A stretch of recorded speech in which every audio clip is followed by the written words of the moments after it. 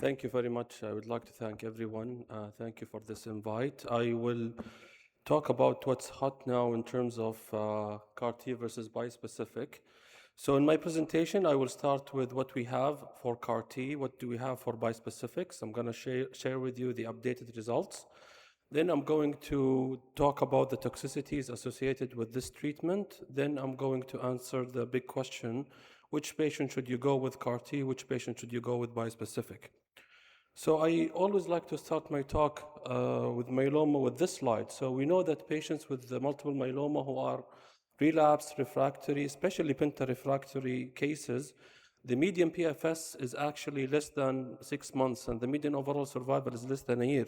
So definitely we need some treatment for these patients. So in order for us to understand the process, I'm sure all of you are aware, so for the patients who are considered for CAR-T, we start by leukapheresis, and there can be some challenges with leukapheresis, especially in patients who have advanced disease. When you collect the T cells and you send them, it will take around 6 to 8 weeks. So in that time, some patients will need some treatment, what we call bridging, which I will discuss. And then when the cells are back, you just give lymphodepletion, chemotherapy, and then you infuse the cells, and you have to manage these patients for toxicities. So the first CAR-T is ide-cel.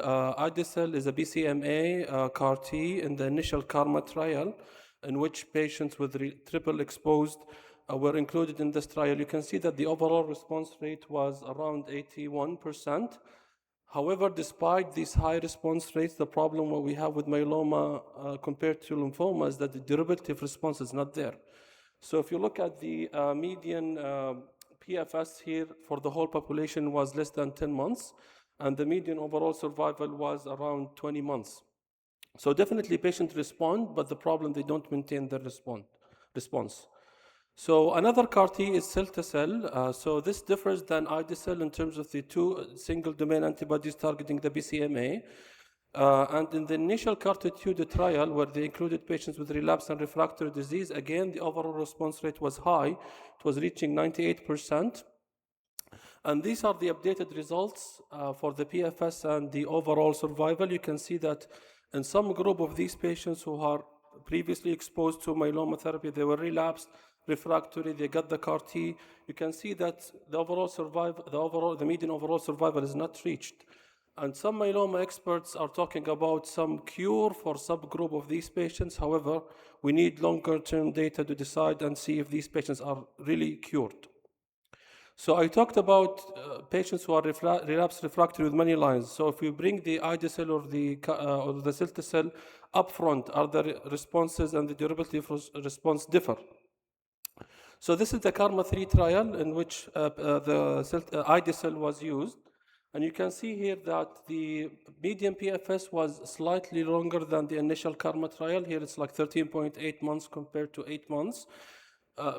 It's very important to mention that the control arm was receiving mainly Dara-PD, Dara-VD, little bit of carfilzomib-based therapy, so that's not the usual what we do in patients with relapsed and refractory disease. However, despite the responses, the PFS was only for around 13 months. How about the cell-to-cell? So if you bring the cell-to-cell up in the CARTITUDE-4 trial, this is the updated analysis showing the median PFS. You can see that the median, at 30 months, around 60% of the patients are progression-free. Again, the competitor arm here was mainly Dara-PD, which is not usually what we use, and no patients were receiving carfilzomib-based therapy. So the updated overall survival is also shown here. You can see that at the 30 months, around 75% of the patients are still alive without relapse. So in terms of the side effects, I will discuss the CRS, the ICANS, and the other side effects in details, but here I want to highlight some key differences between the ide-cel and the cell-to-cell. You can see that most of the grades of CRS we see with both treatments are mainly grade 1 and 2. Grade 3 and more are around 4 to 5%. What is also different between the two is that the time to CRS. So in the ide-cel, usually patients will start with the CRS early on, the first day. However, in the cell-to-cell, usually it's delayed 6 to 7 days. The neurotoxicity, the ICANS, again, mostly grade 1 and 2.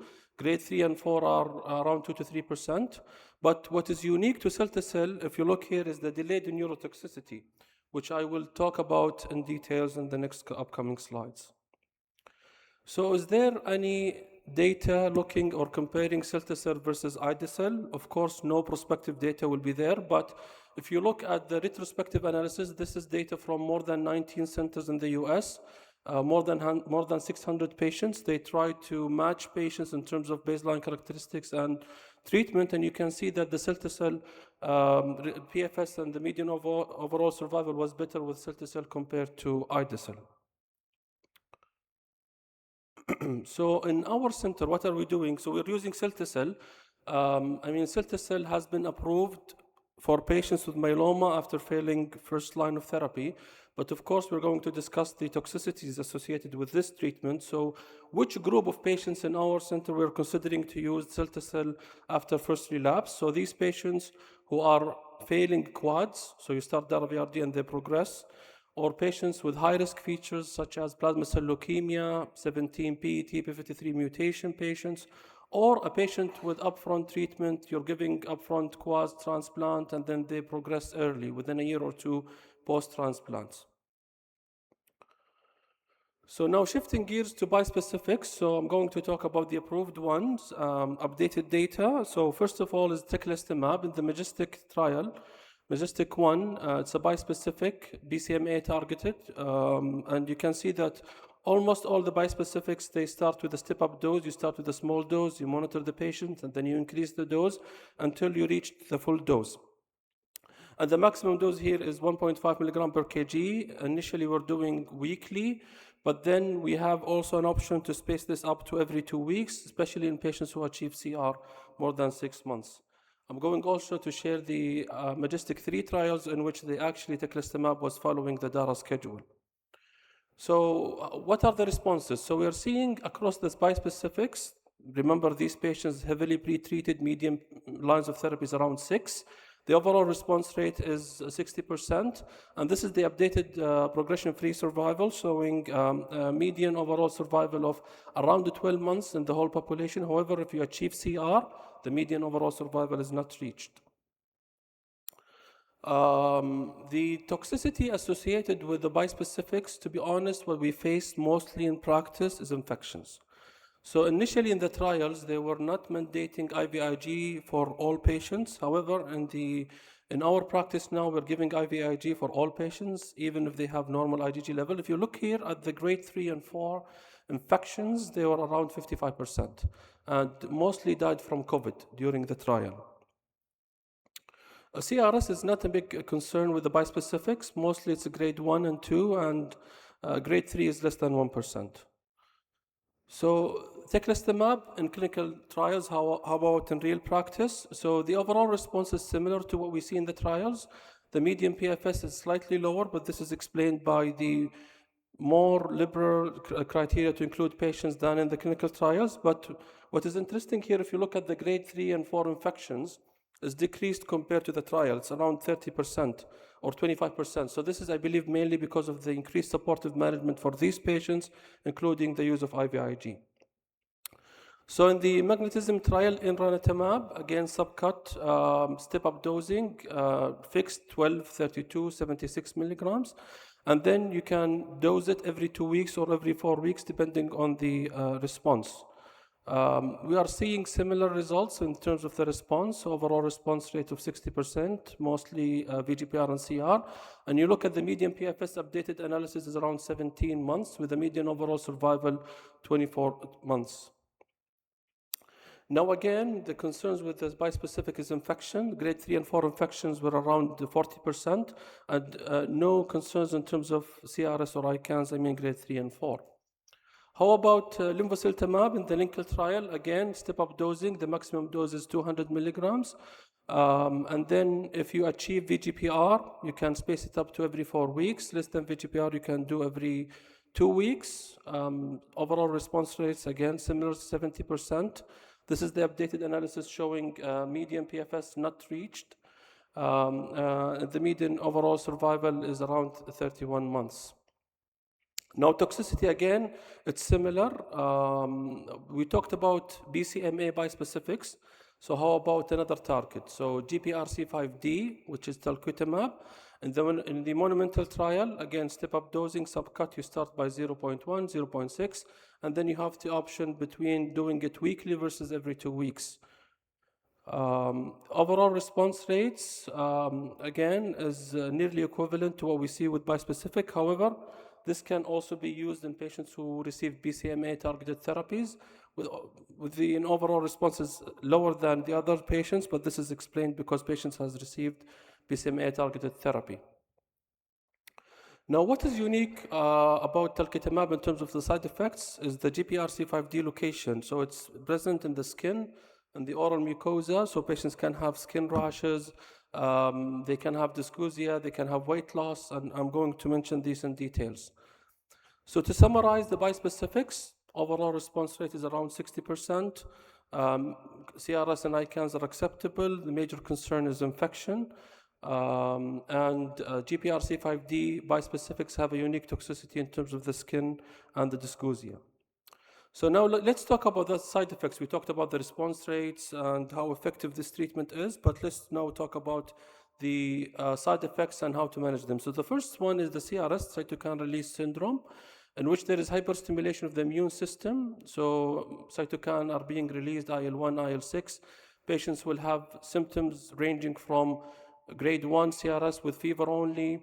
Then you can have fever with hypotension responding to fluids. This is grade 2 or low-grade hypoxia. Then if you have hypotension that is persistent, requiring a pressor, this is grade 3, or hypoxia requiring high flow oxygen. And then, of course, grade 4, you're requiring multiple pressors, you're on mechanical ventilation. So what is important here is actually early recognition. So when you recognize a patient with a CRS, we talked about the percentages, you have to support them. So you start antibiotics just in case there is an infection.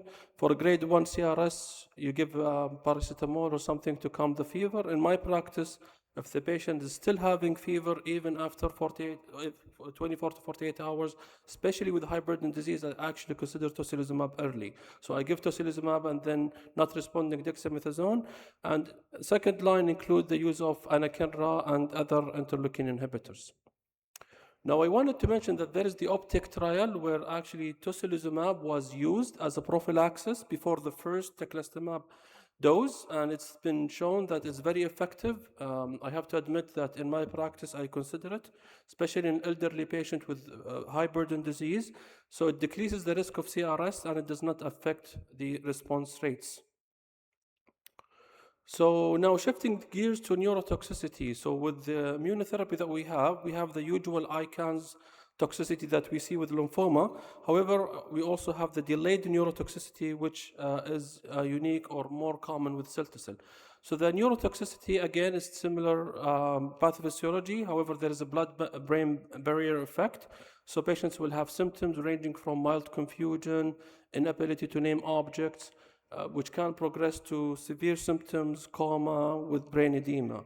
So it's very important to mention that mostly it's grade 1 and 2. Grade 3 and more is less than 5% across the treatments that we have. Now, how would you manage them? So we start with the supportive management. You involve your colleagues from neurology. You increase the dose of the prophylactic antiepileptics if they are on. You do imaging to make sure there's nothing else going on. And then, of course, you use the steroids, mainly dexamethasone. And then if the patient is not responding, you can consider the interleukin inhibitors such as anakinra. Now, the delayed neurotoxicity. So this is more interesting, more difficult to be managed. So these patients, usually with cell-to-cell, when you give the treatment, it can happen, the median time is around 3 to 4 weeks after you give the therapy. The most common is actually cranial nerve palsies, mainly the 7th nerve. Patients also can have Parkinson-like features. What do you do? So you rule out other causes and you start treatment with dexamethasone, steroids, and IVIG. I have to say that the cranial nerve palsies, the responses are better. However, the Parkinsonism, usually the treatment is not effective and most patients will not benefit from treatment. I have to mention here that the GPRC5D CAR-Ts that are ongoing, we are seeing some signal of also cerebellar toxicity. in the form of ataxia, dizziness, because of the presence of this in the cerebellum. Now, did this change the neurotoxicity when we brought up the cell-to-cell early? So I have to mention that, yes, the Parkinsonism rate has decreased to around less than 1%. However, the cranial nerve palsies and the other toxicities are still there. We talked about the management. So another important thing to recognize as a side effect is the immune effector cell hemophagocytosis. In fact, we just had a patient who was admitted in our hospital with very bad myeloma who had full-blown disease. We started this patient with cell-to-cell. The patient was doing fine until day 6, 7, started to have fever, and then in the next day, very bad transaminitis, ALTs, ASTs in the 800s, bilirubin were going up, DIC, triglyceride very high. So we had to act fast. We started dexamethasone and anakinra, because if this storm passes by, it will be very difficult to control, and the mortality rate is high. So what is important here is actually early recognition. So any patient with CRS that is not being controlled, or very rapid CRS, the hemophagocytosis should be kept in mind. So the management, we talked about steroids, we talked about, actually in our patient we had to give steroids, and then we also used anakinra. And in patients who are not responding, you should be thinking about the others, such as, imalimumab, for example, or Jakavi, ruxolitinib. So GPRC5D, we talked about the unique toxicities, so the skin lesions in the form of skin rash, sometimes the skin nodules, sometimes you can have it bad to the point where the patient is having desquamation in the skin. I have to mention also nail toxicity. Some patients will have difficulties, very weak nails that are sloughing off from the skin. So what do you do here? You can use emollient for the skin. Topical steroids can be effective, and then most patients, I have to say, will require spacing up the dose or decreasing the dose to control this. So infections, very well-known complications from both bispecifics and CAR-T in the form of viral infections, bacterial infections, fungal infections. Those are some supportive management that is required for these patients include the antiviral prophylaxis with acyclovir, for example. The bacterial prophylaxis usually we do for patients with prolonged neutropenia or they're still requiring steroids. We do PGP prophylaxis for all patients. And then IVIG is very important, as we mentioned. In patients after the first month, if they're still neutropenic, we can consider GCSF. Now, I mentioned this before, the IVIG for the bispecifics, the rates of infection, grade 3 and 4 infections were very high, but after the use of IVIG, even if the immunoglobulin levels are normal, in the bispecifics, the rate of infections have decreased. In practice, when we use teclistamab, we see the immunoglobulins, in fact, undetectable, meaning that there are no B cells, and that's why many patients are having infections. So how about cytopenias? Cytopenias are common after the CAR-Ts. If you look across the trials, the KARMA trial and the CARTITUDE trials, the cytopenias were still there in some patients after the first month. So what do we do? Supportive management. We do GCSF. We use TPO agonist. And then I have to say there are some evidence to use a stem cell boost for patients who actually are not responding with the traditional measures. So malignancy is very important to talk about because, these treatments are effective. How about what are the risks of malignancies? If you look across the KARMA trials and the CARTITUDE trials, it can happen up to 10%. For the solid cancers, it can be invasive or non-invasive. For the hematological malignancies, it's in the form of MDS, AML, and there are some cases of T-cell lymphoma as well. So now let's talk about bridging. Let's say that you have a patient for CAR-T and you collected the cells. Is there any role for bridging? If you look at the CARTITUDE-4 trial, 15% of the patients actually progressed even with bridging and were not able to get the CAR-T. And that explains the drop in the curve initially. So bridging is very important. In fact, in the CARTITUDE-4 trials, most patients receive bridging, and if you respond to bridging, the median progression-free survival is better. How about in the real world? So there are some data from cell to cell showing that most patients, in fact, require bridging. because their myeloma is aggressive, they need some bridging to control the disease. And if you require bridging, the PFS could be lower. However, if you receive bridging and your disease is stable, the CAR-Ts can be effective. IDCL, the patients who were receiving bridging had inferior outcome, and this was actually more pronounced than cilta-cel, maybe because of the efficacy of the CAR-T. And when we talk about bridging, why we do it? In fact, the main important thing is actually to make your patient still eligible and able to get the CAR-T. So it controls the disease, it can lead to better outcomes, especially if there is a deep response, and also it will decrease the toxicity that you can get from treatment. So let's say that you agree that this patient requires bridging. What bridging would you use? It depends on many things. So it depends on the patient's comorbidities. For example, a patient with heart disease, you might not consider carfilzomib. You would look at the previous lines of therapy. Is there any target that you can use? For example, venetoclax and 1114. And it depends on how aggressive is the disease. So I tried to look, is there any data for bispecifics to be used as bridging before the CAR-T? And this is the largest retrospective review looking at teclistamab and talquetamab, 10 patients only, in which they used actually the bispecific before the CAR-T. You can see that in the upper part is teclistamab, in the lower part talquetamab. You know, and when teclistamab was used, there was a lot of out of spec. This is expected because it's the same target, BCMA. However, when the patient received the CAR-T, all of them responded. And the PFS was not difference between the patient who received bispecific versus others. And the only thing that was noticed is that decreased BCMA expression on the plasma cells. So if you have another target, why not use GPRC5D bispecific as bridging? And I think this was presented in ASH, showing in fact in 63 patients the overall response rates and the duration of response is good when talquetamab was used as bridging before CAR-T. Now the last part of my lecture is to talk about which to choose, the CAR-T or the bispecific, which can be very difficult. I will try to make it simple for you. So we have now so many strategies and we have so many ongoing clinical trials. So the first question, is your patient on fire or not? You know, multiple myeloma patients are not the same. You have a patient with plasma cell leukemia, extramedullary disease, very high LDH with cytopenias. This patient will not wait for the CAR-T to be manufactured and come. So these patients, you have to act fast. So most likely they will use the bispecific. This is compared to a patient who's actually having, biochemical relapse. They're at high risk, but only biochemical relapse. You can collect them, give them some treatment, waiting for the CAR-T to come, and then you can infuse the patient.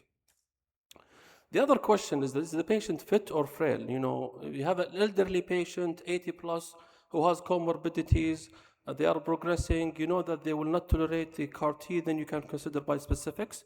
I believe there's no age limit for the bispecifics. I had a patient, 85 years old, received the bispecific, and they're doing well. 3 minutes, please. Okay. So the other question, does the patient want the big hammer? So some patients will prefer treatment, short time, give the treatment, deal with the toxicities, and then without any further treatment. However, I have to mention that some patients with cilta-cel can develop cytopenias, and these can be prolonged cytopenias. They will still require to come and get supportive management. So it's not always true that the CAR-T is one-time treatment.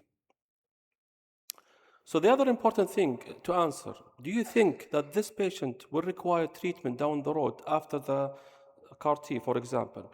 So why is this important? Because based on retrospective data, the effect of CAR-T after bispecific, the responses are way less, and the PFS and the overall survival are less. So for example, if you're using cilta-cel after bispecific, the overall, from real-world data, the overall response rate drops. And this is more noticeable if the bispecific has been used within 6 months of the CAR-T. You can see here the overall response rate, 94%, from after more than 6 months away from the bispecific, compared to 54%. If you have prior exposure, of course, the outcomes are less.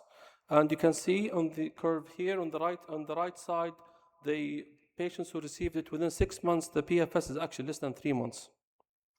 So we talked about cell-to-cell. How about any data for ide-cel? Again, the same thing. If you give ide-cel after BCMA-targeted therapy, the response rates are less. Here, more noticeable the effect on the PFS and the overall survival. However, if you look at the other way around, so can you do bispecific after CAR-T? You can look here at the Majestic trial, actually. Patients who received BCMA-targeted therapy, yes, the responses are less, but they are not decreased like the one we saw with the CAR-T.